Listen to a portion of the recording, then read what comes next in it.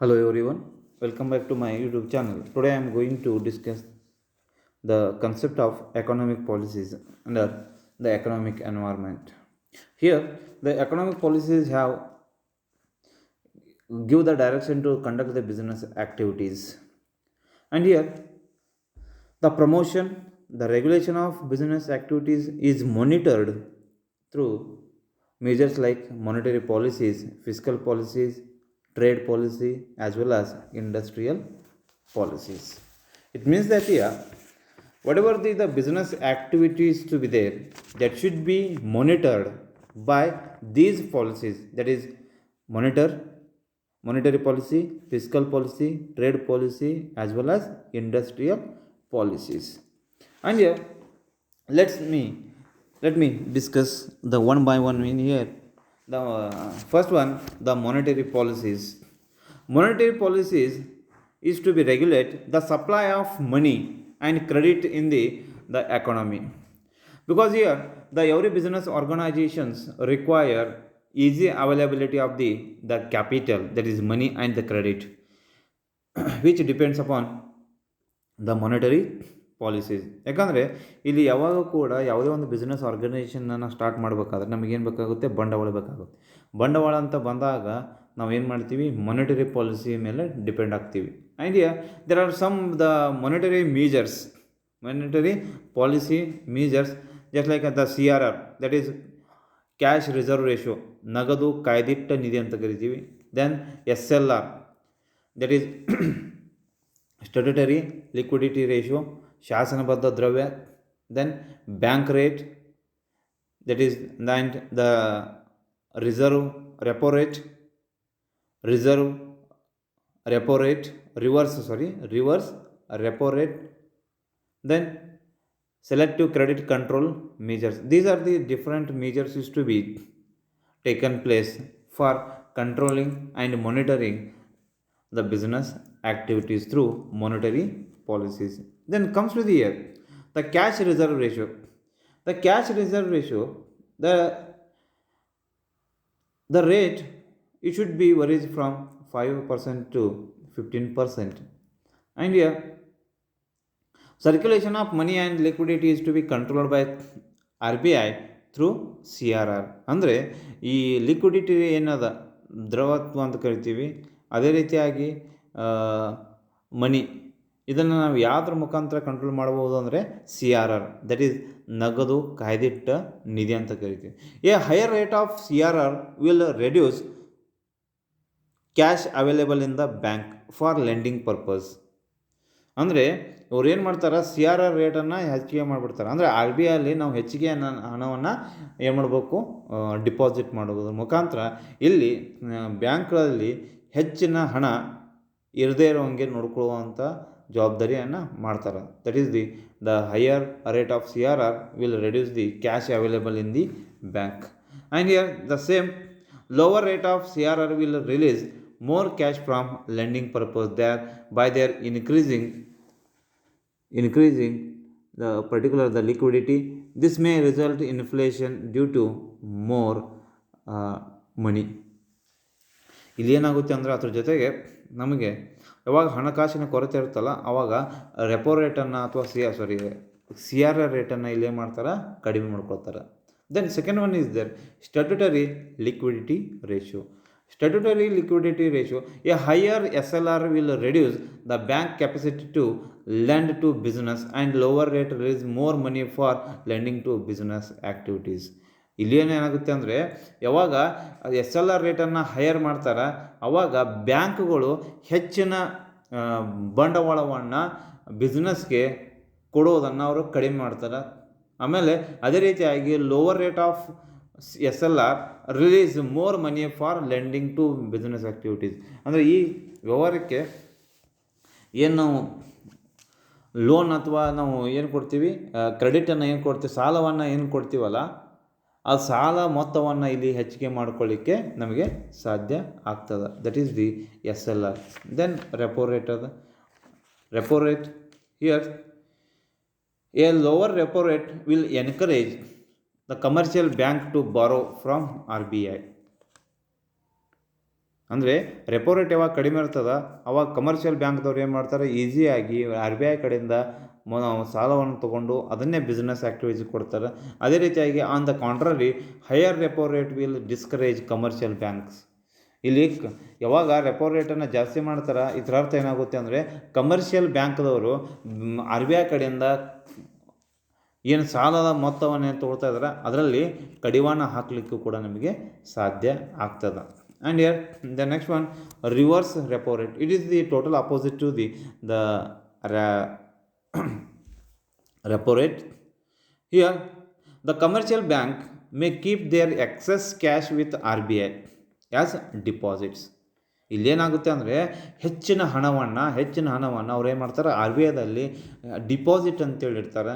ಆಮೇಲೆ ಅದೇ ಡಿಪಾಸಿಟ್ ಮೇಲೆ they will receive the interest from the R B I ಕಡೆಯಿಂದ ಅವ್ರು ಏನು ಮಾಡ್ತಾರೆ, ಇಂಟ್ರೆಸ್ಟನ್ನು ತೊಗೊಳ್ತಿರ್ತಾರೆ. ಅದಕ್ಕೆ ನಾವೇನು ಕರಿತೀವಿ, ರಿವರ್ಸ್ ರೆಪೋ ರೇಟ್ ಅಂತೇಳಿ ಕರಿತೀವಿ. These are the different monetary policies to be implemented to control the inflation and depression in the Indian economy. That is the monetary policies. Then next one is the fiscal policies. The fiscal policies is nothing but the tax structure and the tax rate here. Here, simplified tax structure and the lesser rate tax helpful for the business organization. You know very well here, whatever the business is to be run, already existing business ಏನಿರ್ತದೆ ಅದನ್ನಲ್ಲಿ ಅಲ್ಲಿ ನಾವು ಹೆಚ್ಚಿನ ತೆರಿಗೆಯನ್ನು ಕಟ್ತಿದ್ವಿ ಅಂತ ಕೊಡ್ರಿ, ಆ ಬಿಸ್ನೆಸ್ಸನ್ನು ನಮಗೆ promote ಮಾಡಲಿಕ್ಕೆ ಆಗೋದಿಲ್ಲ. That's why here the every business people they have to think and the central government has to concentrate over to promote the business in the form of to avoid or to reduce the tax rate, and they have to be implement the simple tax structure. Here there are different the tax structure is to be applicable. That is maybe VAT, value added tax. Now it should be the goods and service tax, which is to be treated as the indirect tax. ಈಗೇನದ G S T ಇರೋದ್ರಿಂದ ಇದು ಕೂಡ ಒಂದು simplified form ಅದ. Here only the thing is to be there, ಯಾವಾಗ ಖಜಾನೆ ನೀತಿಗಳು ಏನು ಹೇಳ್ತದಂದರೆ, ನೀವು ಬಿಸ್ನೆಸ್ಸನ್ನು ನೀವು ಪ್ರಮೋಟ್ ಮಾಡೋರಿದ್ರಿ ಅಂದರೆ for the purpose of the promoting the business activities you have to fix the low rate of tax. ನೀವು ಕಡಿಮೆ ಏನು ಮಾಡಬೇಕು, ತೆರಿಗೆಯನ್ನು ವಿಧಿಸಬೇಕಾಗ್ತದೆ. ನೀವು ಹೆಚ್ಚಿನ ತೆರಿಗೆಯನ್ನು ವಿಧಿಸೋದ್ರಿಂದ ನಾವು ಬಿಸ್ನೆಸ್ಸನ್ನು ಪ್ರಮೋಟ್ ಮಾಡಲಿಕ್ಕೆ ಸಾಧ್ಯ ಆಗೋದಿಲ್ಲ. ಅದಕ್ಕಾಗಿ the fiscal policies in India has the following objective. Some of the different objectives to be that incentive for savings, encourage investment, fair distribution of national income. ಇಲ್ಲಿ ನಾವೇನು ಹೇಳ್ತೀವಿ, ದೇರ್ ಆರ್ ಡಿಫ್ರೆಂಟ್ ಆಬ್ಜೆಕ್ಟಿವ್. ನಾವೇನು ಮಾಡ್ತೀವಿ, incentive for savings ಅಂದರೆ ಏನು, ಉಳಿತಾಯವನ್ನು ಪ್ರಚೋದನೆ ಮಾಡಬೇಕು. ಅಂದರೆ ಪ್ರತಿಯೊಬ್ಬ ವ್ಯಕ್ತಿಯು ಕೂಡ ಹೆಚ್ಚಿನ ಉಳಿತಾಯ ಕಡೆ ಗಮನ ಕೊಡಬೇಕು ಅನ್ನೋದನ್ನು ಹೇಳ್ತದೆ. ಆಮೇಲೆ ಎರಡನೇದು ಎನ್ಕರೇಜ್ ಇನ್ವೆಸ್ಟ್ಮೆಂಟ್ ಅಂದ್ರೇನು, ಬಂಡವಾಳ ಹೂಡಿಕೆಗೆ ಉತ್ತೇಜನವನ್ನು ಕೊಡೋದು. whatever the savings is to be there, that should be converted into the investment. Then third one is there the fair distribution of national income, that is ರಾಷ್ಟ್ರೀಯ ಆದಾಯ ಏನದ ಅದನ್ನು ಸಮಾನವಾಗಿ ಹಂಚಿಕೆ ಮಾಡುವುದು. among these three objectives they have to be estimated the fiscal policies. These are the idea.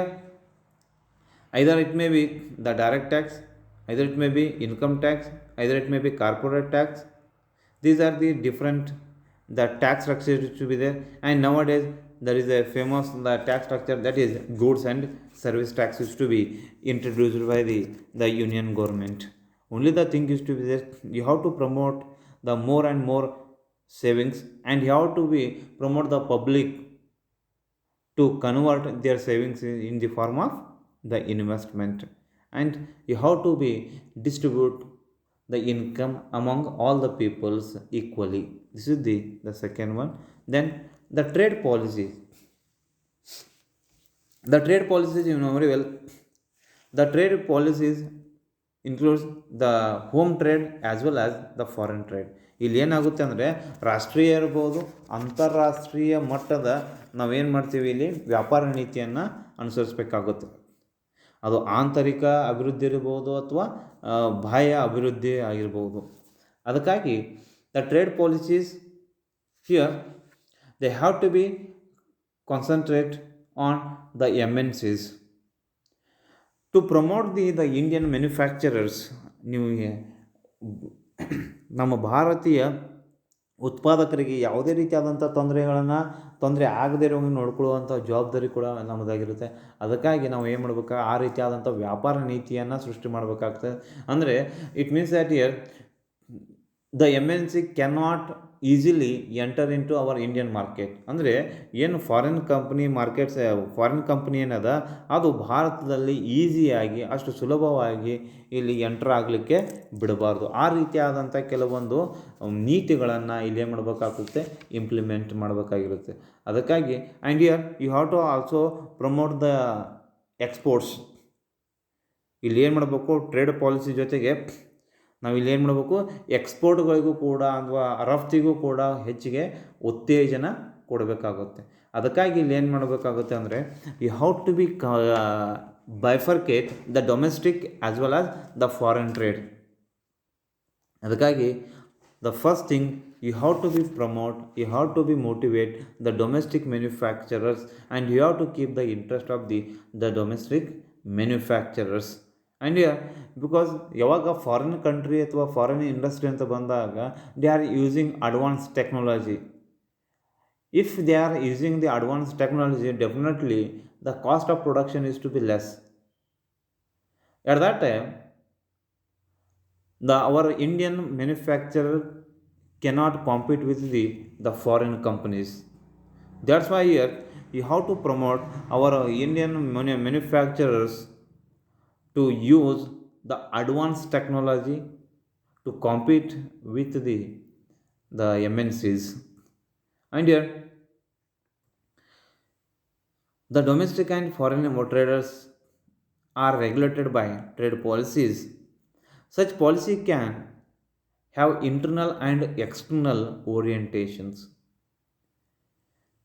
A policy of internal orientation discourage the foreign trade by giving prominence to domestic trade. ನಾವು ಹೆಚ್ಚಿಗೆ ನಮ್ಮ ಭಾರತದ ಉತ್ಪಾದಕರಿಗೆ ಹೆಚ್ಚಿನ ಪ್ರಾಮುಖ್ಯತೆಯನ್ನು ಕೊಟ್ಟು ಆಂತರಿಕ ಮಾರುಕಟ್ಟೆಯನ್ನು ಏನು ಮಾಡಬೇಕಾಗುತ್ತೆ, ಇಲ್ಲಿ ಅದರ ಸಾಮರ್ಥ್ಯವನ್ನು ಜಾಸ್ತಿ ಮಾಡಿ ಅದನ್ನೇ ಹೆಚ್ಚಿಗೆ ಏನು ಮಾಡಬೇಕು, ಸದೃಢ ಮಾಡಬೇಕಾಗುತ್ತೆ. That is the trade policy. ಅದಕ್ಕಾಗಿ ಇದ್ದಂಥ ಕೈಗಾರಿಕೆಗಳಿಗೆ ಅಥವಾ ನಮ್ಮ ಭಾರತದ ಉತ್ಪಾದಕರಿಗೆ ನೀವು ಹೆಚ್ಚಿನ ಸೌಲಭ್ಯಗಳನ್ನು ಕೊಡೋದ್ರ ಜೊತೆಗೆ ಸ್ವಲ್ಪ ತೆರಿಗೆಯಲ್ಲೂ ಕೂಡ ವಿನಾಯಿತಿ ಕೊಟ್ಟಿದ್ದೇ ಆದಲ್ಲಿ ನಮ್ಮ ವ್ಯಾಪಾರದಲ್ಲಿಯೂ ಕೂಡ ಏನಾಗುತ್ತೆ, ಹೆಚ್ಚಿನ ಉತ್ತೇಜನ ಸಿಗಲಿಕ್ಕೆ ಸಾಧ್ಯ ಆಗುತ್ತೆ. That is the trade policy. Then fourth one is industrial policies. Here, the industrial policies regulates the growth and development of industries through measures like licensing, permits, duties, capacity restrictions. Provisions like the MRTP Act, monopoly, restrictive trade policies. ಅಂದರೆ ಸರ್ಕಾರವು ಕೈಗಾರಿಕಾ ನೀತಿಯನ್ನು ಅಂಗೀಕರಿಸುವ ಮೂಲಕ ಇಲ್ಲೇನು ಮಾಡ್ತದೆ ಅಂದರೆ ಉದ್ಯಮದ ಬೆಳವಣಿಗೆ ಹಾಗೂ ಅಭಿವೃದ್ಧಿಯನ್ನು ನಿಯಂತ್ರಿಸ್ತದೆ. ಯಾವ ರೀತಿಯಾಗಿ ನಿಯಂತ್ರಣ ಮಾಡಬೇಕು, ಲೈಸೆನ್ಸ್ ಕೊಡಬೇಕಾಗುತ್ತೆ, ಉತ್ಪಾದನಾ ಸಾಮರ್ಥ್ಯದ ನಿರ್ಬಂಧನ ಹೊಂದಬೇಕಾಗುತ್ತೆ, ಏಕಸ್ವಾಮ್ಯ ನಿಯಂತ್ರಿತ ವ್ಯಾಪಾರ ಆಚರಣೆ ಅಂದ್ರೇನು, ಅದೇ MRTP ಆ್ಯಕ್ಟ್ ಅಂತ ಕರಿತೀವಿ ನಾವು. ಅದೇ ರೀತಿಯಾಗಿ FEMA act, foreign exchange management act ಇರ್ಬೋದು. ಅದೇ ರೀತಿಯಾಗಿ ಕಾಂಪಿಟೇಷನ್ ಆ್ಯಕ್ಟ್ ಅಂತ ಕರಿತೀವಿ, ಸ್ಪರ್ಧಾ ಕಾಯ್ದೆ 2003. ಈ ರೀತಿಯಾಗಿ ಕೆಲವೊಂದು ನೀತಿಗಳನ್ನು ಇಂಪ್ಲಿಮೆಂಟ್ ಮಾಡೋದರಿಂದ ಕೈಗಾರಿಕೆಗಳನ್ನು ಕೂಡ ನಾವು ಹತೋಟಿಯಲ್ಲಿ ಇಟ್ಕೊಳ್ಳಿಕ್ಕೆ ಸಾಧ್ಯ ಆಗ್ತದೆ. And the industrial policy States the procedure for starting and managing the industries. ನಾವು ಯಾವ ರೀತಿಯಾದಂಥ ಕೈಗಾರಿಕೆಗಳನ್ನ ಆರಂಭ ಮಾಡಬೇಕು, ಅದರ ನಿರ್ವಹಣೆಯನ್ನು ಮಾಡಬೇಕು, ಅದರ ವಿಧಿವಿಧಾನಗಳನ್ನು ತಿಳಿಸ್ತದೆ. ಅದೇ ರೀತಿಯಾಗಿ ಈ whatever the policy is to be there, you should not be complex one. ಇದು ಭಾಳಷ್ಟು ಕಠಿಣವಾಗಿರಬಾರ್ದು. Just like the 1991 new economic policies. Here new economic policy ಅಂತ ಕರಿತೀವಿ. After introducing the new economic policy in 1991 in India, there is a dramatic change has been made in the area of corporate. ಇಲ್ಲಿ ಏನಾಗುತ್ತೆ ಅಂದರೆ 1991 ಏನು new economic ಪಾಲಿಸಿಯನ್ನು introduce ಮಾಡಿದ್ರಲ್ಲ, ಅದು ಬಹಳಷ್ಟು ಸುಲಭವಾಗಿತ್ತು, ಅದೇ ಸರಳವಾಗಿರೋದ್ರಿಂದ ಇಲ್ಲಿ ಖಾಸಗಿ ಉದ್ಯಮಿಗಳಿರ್ಬೋದು ಅಥವಾ ಫಾರಿನ್ ಏನು ಉದ್ಯಮಿಗಳಿರ್ತಲ್ಲ, ಅವು ಈಸಿಯಾಗಿ ಇಂಡಿಯನ್ ಮಾರ್ಕೆಟನ್ನು ಕ್ಯಾಪ್ಚರ್ ಮಾಡಲಿಕ್ಕೆ ಸಾಧ್ಯ ಆಯಿತು. ಅದೇ ರೀತಿಯಾಗಿ ಇದು ಕೂಡ ಉದ್ಯಮಗಳ ಅಭಿವೃದ್ಧಿಗೆ ಪೂರಕವಾದಂಥ ಕೆಲವೊಂದು ನೀತಿಗಳನ್ನು ಅಲ್ಲಿ ಏನು ಮಾಡಿದ್ರು, ಅಳವಡಿಸ್ತಾ ಹೋದರು. That is the new economic policy in 1991 under the industrial policy. Here India has adopted mixed economic system and economic planning. ಇಲ್ಲಿ ಮಿಕ್ಸ್ಡ್ ಎಕನಾಮಿಕ್ ಸಿಸ್ಟಮ್ ಅಂದರೆ ಏನು, ಇಂಡಿಯಾ ಯಾವ ರೀತಿಯಾದಂಥ ನೀತಿಗಳನ್ನ ಅದನ್ನು ಮಿಕ್ಸ್ಡ್ ಎಕನಾಮಿಕ್ ಸಿಸ್ಟಮ್ ಅಂದರೆ ಏನು, you have to give the freedom to the private but regulated under the governance of the government. ಇಲ್ಲಿ ನಾವು ಪ್ರೈವೇಟ್ ಪೀಪಲ್ಗೆ ನಾವು ಹೆಚ್ಚಿಗೆ ಏನು ಕೊಡ್ತೀವಿ, ಉತ್ತೇಜನ ಕೊಡ್ತೀವಿ, ಅವರಿಗೆ ಸ್ವಾತಂತ್ರ್ಯವನ್ನು ಕೊಡ್ತೀವಿ. ಆದರೆ ಅವು ಪ್ರತಿಯೊಬ್ಬರೂ ಕೂಡ ಸರ್ಕಾರ ಅಧೀನದಲ್ಲಿ ಸರ್ಕಾರದ ನಿಯಮಗಳ ಬದ್ಧವಾಗಿ ನಾವೇನು ಬೇಕಾಗುತ್ತೆ, ಇಲ್ಲಿ ಕೆಲಸವನ್ನು ಮಾಡಬೇಕಾಗುತ್ತೆ. ಆ ರೀತಿಯಾದಂಥ ನಾವು ಎಕನಾಮಿಕ್ ಪ್ಲ್ಯಾನಿಂಗನ್ನು ಮಾಡಿಕೊಂಡು ನಾವು ಇಂಡಸ್ಟ್ರಿ ಏನು ಆ್ಯಕ್ಟ್ ಏನದ, ಕೈಗಾರಿಕಾ ನೀತಿಗಳೇನದವ, ಇಂಡಸ್ಟ್ರಿಯಲ್ ಪಾಲಿಸೀಸ್ ಏನದ, ಅದನ್ನು ಕಂಪಲ್ಸರಿಯಾಗಿ ಪ್ರತಿಯೊಬ್ಬರೂ ಕೂಡ ಏನೇ ಮಾಡಬೇಕು, ಅನುಸರಿಸಬೇಕಾಗ್ತದೆ. Have to be implement all the rules and regulations, principles, policies, procedures led on by the government for regulating, development and controlling the industrial undertakings. These are the things which is to be comes under the